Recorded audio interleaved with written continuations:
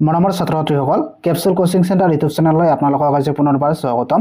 আজি আপোনালোকৰ বাবে নৱম শ্ৰেণীৰ ইলেক্টিভ জিঅ'গ্ৰাফিৰ অষ্টম অধ্যায়নৰ উদ্যোগ নামৰ পাঠটোৰ সকলো পাঠভিত্তিক প্ৰশ্ন উত্তৰ লগতে পৰীক্ষাত আহিবলগীয়া গুৰুত্বপূৰ্ণ প্ৰশ্ন উত্তৰসমূহ অতি সহজ আৰু চুটিকৈ আলোচনা কৰিম। তো ছাত্ৰ-ছাত্ৰীসকল তোমালোকে ভিডিঅ'টো স্কিপ নকৰাকৈ লাষ্টলৈকে চাই থাকিবা। তো অনুশীলনীৰ 1 নম্বৰ কোৱেশ্যনত কি কৈছে, শ্ৰেণী বিভাজন ব্যক্তি উল্লেখ কৰি উদ্যোগ শ্ৰেণী বিভক্ত কৰা। তো উত্তৰ তোমালোকে লিখিবা, প্ৰতিষ্ঠানৰ আকাৰ, ব্যৱহাৰ হোৱা কেঁচা মাল উৎপাদন আৰু মালিকীস্বত্বৰ ভিত্তিত উদ্যোগসমূহক তলত দিয়া ধৰণে শ্ৰেণী বিভক্ত কৰিব পাৰি। তো কি আকাৰ অনুযায়ী উদ্যোগসমূহক প্ৰধানকৈ 3 প্ৰকাৰ হ'ব পাৰে, যেনে ক ঘৰুৱা উদ্যোগ, খ ক্ষুদ্ৰ উদ্যোগ আৰু গ বৃহৎ উদ্যোগ। বৃহৎ কেঁচা মাল অনুযায়ী উদ্যোগসমূহক প্ৰধানকৈ 5টা ভাগত ভগাব পাৰি, যেনে ক কৃষিভিত্তিক উদ্যোগ, খ খনিজ সম্পদ ভিত্তিক উদ্যোগ, গ ৰাসায়নিক দ্ৰব্যভিত্তিক উদ্যোগ, খ বনজ সম্পদ ভিত্তিক উদ্যোগ আৰু গ প্ৰাণীভিত্তিক উদ্যোগ। তাৰপিছত উৎপাদিত দ্ৰব্যৰ ভিত্তিত উদ্যোগক প্ৰধানকৈ 2 প্ৰকাৰ হ'ব পাৰে, যেনে মৌলিক উদ্যোগ আৰু উপভোগ্য বস্তুৰ উদ্যোগ। প্ৰতিষ্ঠানৰ মালিকানা অনুযায়ী উদ্যোগ আকৌ 3 প্ৰকাৰ হ'ব পাৰে, যেনে ৰাজহুৱা খণ্ডৰ উদ্যোগ, খ ব্যক্তি খণ্ডৰ উদ্যোগ আৰু গ যৌথ খণ্ডৰ উদ্যোগ। তাৰপিছত 2 নম্বৰ কোৱেশ্যনত কি কৈছে, ঘৰুৱা উদ্যোগ কি? এই উদ্যোগৰ যোগেদি সাধাৰণতে কেনেধৰণৰ সামগ্ৰী তৈয়াৰ কৰা হয়? তো উত্তৰত তোমালোকে লিখিবা কি ঘৰুৱা উদ্যোগ অতি ক্ষুদ্ৰ আকাৰৰ উদ্যোগ। সাধাৰণতে ঘৰতে পৰিয়ালৰ মানুহে এই উদ্যোগ গঢ়ি তোলে। থলুৱা কেঁচা মাল ব্যৱহাৰ কৰি অতি সাধাৰণ যন্ত্ৰপাতি বা পৰম্পৰাগত কৌশল প্ৰয়োগেৰে এই উদ্যোগৰ বস্তু উৎপাদন কৰে। উৎপাদিত বস্তু সাধাৰণতে ঘৰতে ব্যৱহাৰ কৰা হয় বা স্থানীয় বজাৰত বিক্ৰী কৰা হয়। ঘৰুৱা উদ্যোগৰ জৰিয়তে উৎপাদিত সামগ্ৰীসমূহ হৈছে মাটি বা ধাতুৰ সাজ-বাচন, শালত হোৱা কাপোৰ, খাদ্যবস্তু, আচবাব, আ-অলংকাৰ আদি ঘৰুৱা উদ্যোগৰ দ্বাৰা উৎপাদিত দ্ৰব্য। তাৰপিছত 3 নম্বৰ কোৱেশ্যনত কি কৈছে, ক্ষুদ্ৰ আৰু বৃহৎ উদ্যোগ। ক্ষুদ্ৰ আৰু বৃহৎ উদ্যোগৰ এটি তুলনামূলক আলোচনা দাঙি ধৰা। কি ক্ষুদ্ৰ উদ্যোগ? ক্ষুদ্ৰ উদ্যোগত শ্ৰমিকৰ সংখ্যা কি থাকে? কম থাকে, সীমিত আৰু মূলধন বিনিয়োগ কম। আনহাতে বৃহৎ উদ্যোগ প্ৰয়োজনীয় শ্ৰমিকৰ সংখ্যা বেছি আৰু এইবোৰত অধিক পৰিমাণৰ মূলধনৰ বিনিয়োগ প্ৰয়োজন। ক্ষুদ্ৰ উদ্যোগত সাধাৰণতে থলুৱা কেঁচা মাল আৰু শ্ৰমিকৰ ওপৰত এই উদ্যোগৰ উৎপাদন নিৰ্ভৰ কৰে। আনহাতে বৃহৎ উদ্যোগত বিভিন্ন ধৰণৰ কেঁচা মালৰ প্ৰয়োজন হয়। ইয়াৰ লগতে শ্ৰমিকসকল উচ্চ প্ৰশিক্ষণপ্ৰাপ্ত হোৱাটো দৰকাৰী। 3 ক্ষুদ্ৰ উদ্যোগত স্থানীয় লোকৰ আৰ্থিক বিকাশ আৰু ক্ৰয় শক্তি বৃদ্ধিত সহায় কৰে। বৃহৎ উদ্যোগবোৰত দেশৰ চাহিদা পূৰণ কৰাৰ উপৰিও আন্তৰ্জাতিক বজাৰৰ চাহিদাও পূৰণ কৰে। তাৰপিছত 4 নম্বৰ কোৱেশ্যনত কি কৈছে, কৃষিভিত্তিক উদ্যোগ কি উদাহৰণেৰে বুজোৱা? কি ইয়াত কি কৈছে, কৃষিভিত্তিক উদ্যোগ কি উদাহৰণেৰে বুজাব কৈছে। তো উত্তৰত তোমালোকে লিখিবা, কৃষিভিত্তিক উদ্যোগ কৃষিজাত শস্য সামগ্ৰীৰ ওপৰত নিৰ্ভৰ কৰি গঢ়ি উঠা উদ্যোগকে কৃষিভিত্তিক উদ্যোগ বোলে। ব্যৱহাৰৰ উপযোগী কৰি তুলিবলৈ বা সাঁচি ৰখাৰ উদ্দেশ্য কৃষিজাত সামগ্ৰীবোৰক কিছু পৰিমাণে হ'লেও শোধন কৰাৰ প্ৰয়োজন হয়। ইয়াৰ কাৰণেই ধান, কল, ঘেঁহু কল, চেনি কল, পানীয়, চাহ, কফি আদি উদ্যোগ, তেল উদ্যোগ, মছলা উদ্যোগ আদি গঢ়ি উঠিছে। কিছুমান শস্যৰ উৎপাদনৰ বছৰটোৰ এটা বিশেষ ঋতুত ব্যাপক পৰিমাণে হয় কাৰণে সেইবোৰ অন্য ঠাইলৈ ৰপ্তানিৰ উদ্দেশ্য কৃষিভিত্তিক উদ্যোগ গঢ়ি উঠে। তাৰপিছত 5 নম্বৰ কোৱেশ্যনত কি কৈছে, খনিজ সম্পদ ভিত্তিক উদ্যোগৰ এটি চমু আভাস দিয়া। তো উত্তৰত তোমালোকে লিখিবা, খনিজ সম্পদ ভিত্তিক উদ্যোগৰ প্ৰধান কেঁচামাল হৈছে বিভিন্ন প্ৰকাৰৰ খনিজ সম্পদ। পৃথিৱীৰ যিবোৰ অঞ্চলত খনিজ সম্পদ চহকী স্বাভাৱিকতে তাতেই এনেধৰণৰ উদ্যোগ গঢ়ি উঠে। অৱশ্য আজিকালি পৰিবহনৰ সুবিধা বাঢ়ি অহাৰ কাৰণে খনিজ সম্পদ নথকা ঠাইতো খনিজ সম্পদ ভিত্তিক উদ্যোগ গঢ়ি উঠা সম্ভৱ হৈ পৰিছে বা সম্ভৱ হৈ উঠিছে।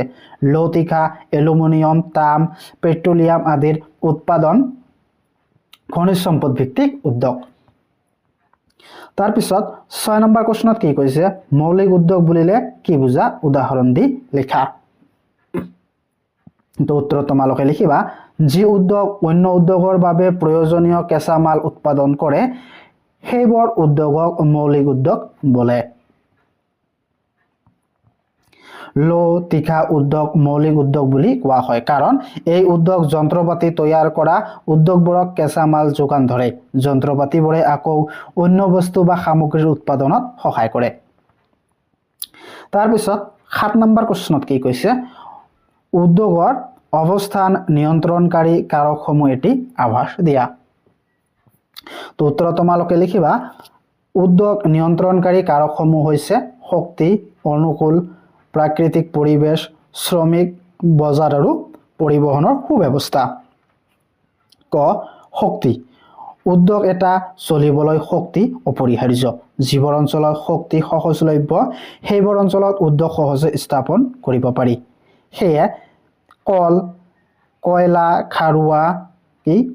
খাৰুৱা তেল, জলবিদ্যুৎ উৎপাদন হোৱা অঞ্চলত আশে-পাশে উদ্যোগবোৰ অৱস্থান দেখা যায় বা গঢ়ি উঠা দেখা যায়। তাৰপিছত খ, অনুকূল প্ৰাকৃতিক পৰিবেশ। উদ্যোগ এটা বৰ্তি থাকিবলৈ অনুকূল প্ৰাকৃতিক পৰিবেশৰ প্ৰয়োজন হয়। অতি উষ্ণ বা শীত প্ৰধান অঞ্চল, বানপানী বা ভূমিকম্প জৰ্জৰিত অঞ্চলবোৰত উদ্যোগৰ অৱস্থান কম হোৱা দেখা যায়। অনুকূল প্ৰাকৃতিক পৰিবেশ যেনে নাতিশীতোষ্ণ অঞ্চলৰ বাবে ইউৰোপৰ ৰাষ্ট্ৰবোৰ ঔদ্যোগিক দিশত অন্য ৰাষ্ট্ৰতকৈ আগবঢ়া। তাৰপিছত গ কি, শ্ৰমিক। উদ্যোগৰ বাবে শ্ৰমিক অপৰিহাৰ্য। উন্নত বৈজ্ঞানিক প্ৰযুক্তিৰ জৰিয়তে আজিৰ দিনত বহুতো কাম সাধনা কৰিব পাৰি, যদিও সেইবোৰে শ্ৰমিকৰ স্থান ল'ব পৰা নাই। তাৰপিছত ঘ, বজাৰ। উদ্যোগ এটাত উৎপাদিত সামগ্ৰীসমূহ বজাৰৰ আৱশ্যক হয়। সেই বজাৰ উদ্যোগটোৰ আশে-পাশে নাই বা দূৰত থাকিব পাৰে। এই সময়ত ইউৰোপৰ ইংলেণ্ড, নেদাৰলেণ্ড, ফ্ৰান্স আদি দেশবোৰত বজাৰ দখলৰ বাবে বিশ্বজুৰি নিজ নিজ সাম্ৰাজ্য প্ৰতিষ্ঠাৰ দৌৰত লিপ্ত হৈছিল। তাৰপিছত পৰিবহনৰ সুব্যৱস্থা। উদ্যোগৰ বাবে পৰিবহনৰ সুব্যৱস্থা থকাটো প্ৰয়োজন। উন্নত পৰিবহন ব্যৱস্থা থাকিলে উদ্যোগত উৎপাদিত সামগ্ৰীসমূহৰ দূৰ-দূৰণিলৈ সহজে প্ৰেৰণ কৰিব পাৰি। তাৰোপৰি প্ৰয়োজনীয় কেঁচামাল ওপৰত উপলব্ধ নহ'লেও অন্য ঠাইৰ পৰা অনাত অসুবিধা নহয়।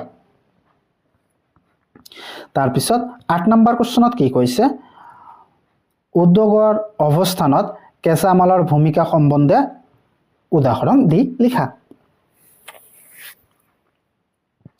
তো উত্তৰত কি লিখিবা, সকলো উদ্যোগতে কেঁচামাল প্ৰয়োজন হয়। কেঁচামাল বহুতো উৎসৰ পৰা পাব পাৰি। কিছুমান কেঁচামাল গধুৰ, অন্য কিছুমান আপেক্ষিকভাৱে পাতল কিন্তু সোনকালে নষ্ট হয়। অন্য কিছুমানৰ উৎপাদনৰ প্ৰক্ৰিয়াৰ মাজেদিও যাওঁতে পূৰ্বৰ ওজন বহু পৰিমাণে কমি যায়। এইবোৰক ওজন কমা বা ৱেট লুচিং কেঁচামাল বুলি ক'ব পাৰি। সেয়েহে কেঁচামালৰ উৎসস্থানে উদ্যোগৰ অৱস্থান বহু পৰিমাণে নিয়ন্ত্ৰণ কৰে। লৌহ প্ৰধান কেঁচামাল গধুৰ লৌহৰ আকাৰ হোৱাৰ কাৰণে ইয়াৰ উদ্যোগ সাধাৰণতে লৌহৰ আঁৰৰ উৎসৰ ওপৰতে প্ৰতিষ্ঠা কৰা হয়। ইয়াৰ ফলত কেঁচামালৰ পৰিবহনৰ ব্যয় যথেষ্ট কমি থাকে। আনহাতে বয়নশিল্প কেঁচামাল কপাহ ওজন লঘু হোৱাৰ লগতে উৎপাদন প্ৰক্ৰিয়াৰ কপাৰ দৰে কেঁচামালৰ বিশেষ ওজন নেহেৰুৱায়। সেইবাবে কপাহ উদ্যোগ কেঁচামালৰ উৎসস্থানত অৱস্থিত নহ'ব পাৰে। সেইদৰে চেনি শিল্পৰ প্ৰধান কেঁচামাল কুঁহিয়াৰ হোৱাৰ কাৰণে এইবিধ শিল্প কুঁহিয়াৰ উৎপাদনৰ ক্ষেত্ৰৰ ওপৰতে অৱস্থিত হ'লে সুবিধা বেছি। সোনকালে নষ্ট হোৱাৰ সম্ভাৱনা থকা কেঁচা কুঁহিয়াৰ বেছি দূৰলৈ কঢ়িওৱাৰ ক্ষেত্ৰত বহুতো অসুবিধা থাকে। এইদৰে কেঁচা মালৰ গুণাগুণ আৰু উচ্চ স্থানে উদ্যোগৰ অৱস্থান বহু পৰিমাণে নিয়ন্ত্ৰণ কৰে। তাৰপিছত 9 নম্বৰ প্ৰশ্নত কি কৈছে, ভাৰতৰ লতিকা উদ্যোগৰ বিষয়ে চমুকৈ লিখা। উত্তৰত তোমালোকে লিখিবা, লতিকা উদ্যোগ এবিধ মৌলিক উদ্যোগ। লতিকাৰ বৃহৎ উদ্যোগবোৰ সাধাৰণতে ইয়াৰ কেঁচা মাল যেনে লোৰ আকৰ, কয়লা, মেগনিজ আৰু চূণশিলৰ উচ্চ স্থানবোৰৰ ওচৰতেই প্ৰতিষ্ঠা কৰা হয়। লতিকাৰ ক্ষুদ্ৰ উদ্যোগ বৰ বজাৰৰ ওপৰতো গঢ়ি উঠিব পাৰে। এই উদ্যোগবোৰ প্ৰতিষ্ঠাৰ বাবে বৃহৎ পুঁজিৰ প্ৰয়োজন হয় আৰু সেইকাৰণে লতিকাৰ উদ্যোগবোৰ পৃথিৱীৰ উন্নত দেশবোৰত উপলব্ধ। ভাৰতৰ পৰম্পৰাগত পদ্ধতিৰে লো সামগ্ৰী প্ৰস্তুত কৰি অহাৰ প্ৰমাণ পোৱা যায়।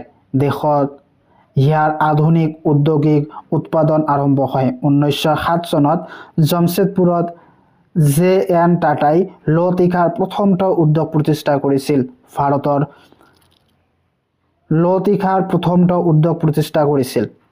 ভাৰতৰ লতিকাৰ উদ্যোগ প্ৰধানকৈ বিহাৰ, ঝাৰখণ্ড, পশ্চিম বংগ, উৰিষ্যা আৰু ছত্তীশগড়ক সামৰি থকা প্ৰখ্যাত মণিক অঞ্চলতে সিঁচৰিত হৈ আছে।